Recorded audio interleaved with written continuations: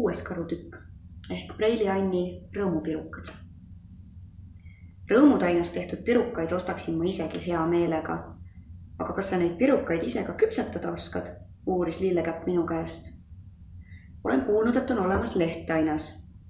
Seda ilmselt tehakse lehtedest. Ainult ma ei tea, kas puulehtedest või ajalehtedest. Siis on olemas pärmitainas. Selge see, et sinna sisse tuleb panna pärmi. Pannkoogidainast saab teha pannkooke ja vahvlitainast vahvleid ja muretainast. Kas võib olla, et keegi teeb muretainast murekooke ja paneb veel mureleid ka sisse? See mõte tegi mu natukene murelikuks. Võtsin vastu kindla otsuse teha lillekäpale rõõmupirukaid. Ma olen tegelikult varem näinud küll, kuidas tainast tehakse. Tuleb võtta erinevaid jahusid ja võid ja kindlasti rosinaid ka.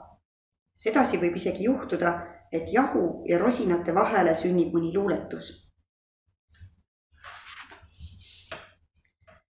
Käpaga suhkrut ja teisega mett, võid ja kaneeli ja roosivett, veel korra suhkrut ja pähklite puru, mandleid ja rosinaid, lõhnavat muru, võilille nutte ja karulauku, väikeseid kive valmis teeb pauku.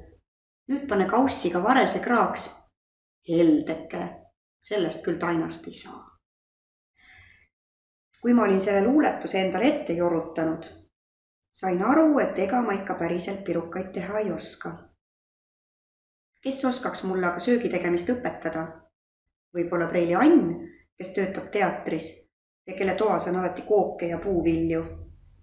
Ükskord ma proovisin tema juures ühte õuna hammustada ja selgus, et see oli kummist, aga võib-olla ta teab midagi ka päris kookidest.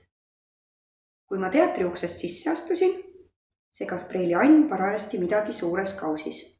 Tere hommikust, hõikas ta rõõmsalt, kuigi polnud üldse hommik. Astun sisse, Nessu.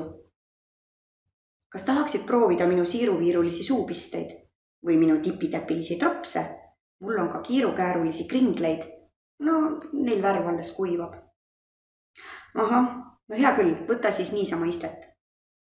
Ma sain kohe aru, et olin kohale jõudnud õigel ajal. Rääkisin oma loo ära ja Preili Ann aitas mul välja valida sobiva suurusega kausi.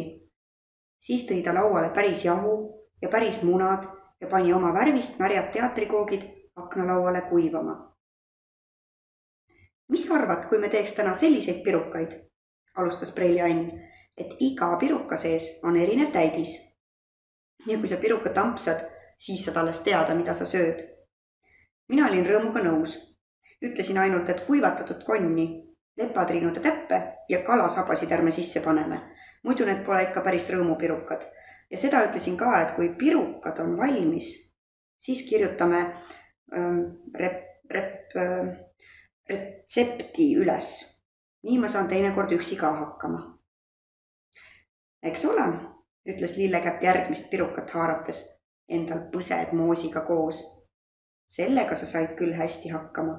Preili Ann aitas sul teha väga maitsvad pirukad, aga kujuta ette, kui sa peaksid näiteks kunstnik olema ja maalima seina suuruse pildi.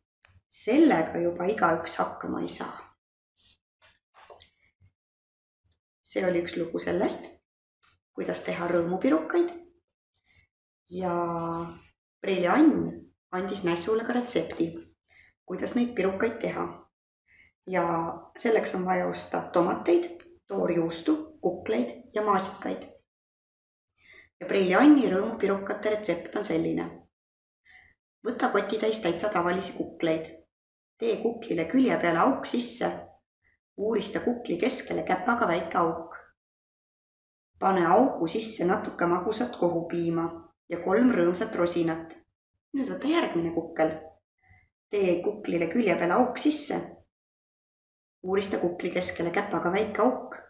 Pane augu sisse merevaigu juustu ja hästi väike rõõmus tomat. Sel moel tee kuklitest nii palju pirukaid, kui aga tahad ja pane kukli sisse kas või suhkrut ja võid.